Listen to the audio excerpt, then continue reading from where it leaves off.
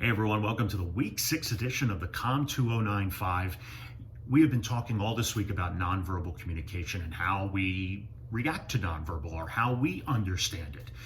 A lot of the things we talked about were facial expressions or scenes in movies that were kind of giving you an idea of something that was about to happen or something that character was feeling. Someone brought up in class this week about Kerry Washington and as she played Olivia Pope in Scandal, her facial expressions, or it was Fitz, who was played by Tony Goldwyn, the president. His reaction to when Liv would say something, or when one of his cabinet members would say something, you'd have this either really angry look on his face, or whenever he was talking to Liv, if it was serious, you'd see that sort of sad, sullen sort of face come over him. We see that in day-to-day life as well. We see it when I'm speaking it. Sometimes you can tell that if someone's speaking about something serious, I'm not going to be nodding my head and smiling and think. I'm going to be just sitting there intently and listening to make sure that someone doesn't get the wrong impression of what I'm doing or if I'm really paying attention. That also goes back to paralanguage, which is vocal communication that does not include words. These are gasps or a cough or a little bit of a chuckle under your breath. The vocal qualities of these are the pitch, inflection of your voice. And why does that matter? Why does paralanguage matter to nonverbal?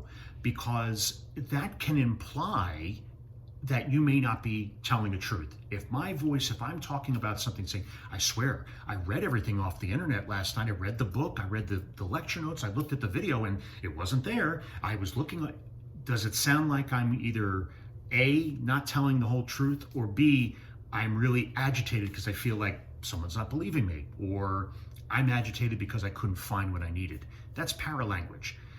It does play into something else though, and while this may sound odd for a moment, I do want you to think about it. While all of these noises and all of these things that we're doing can be considered nonverbal, the greatest nonverbal of all is silence. Think about it for a moment. We have moments of silence when we are remembering victims.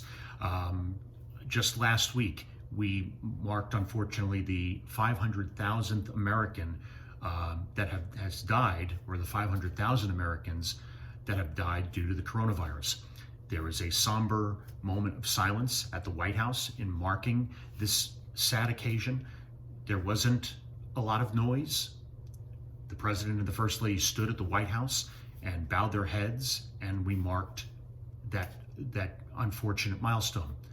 The silence is what carried us to understand that, yes, the number is big, but it's taking that moment to realize that 500,000 Americans at this time last year were still with us, and now they're gone.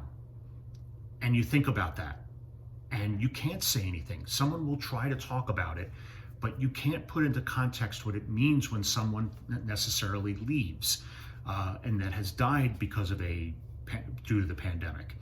Think about moments of silence that we have where you may just hear the bell ringing or a 21-gun salute.